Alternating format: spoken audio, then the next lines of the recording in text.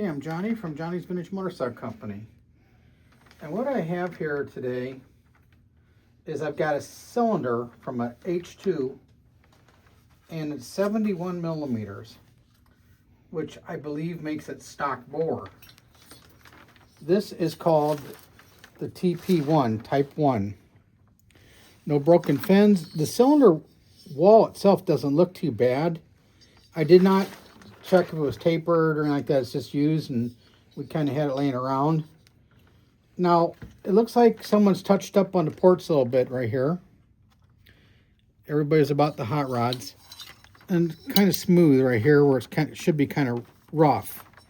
And also, if you look real close here, there's a hole drilled in the fin right there and right there. And I believe that was probably for expansion chambers, for where the you had the adapter go on, then you had the pipe, and the spring held the pipe to the adapter, I believe.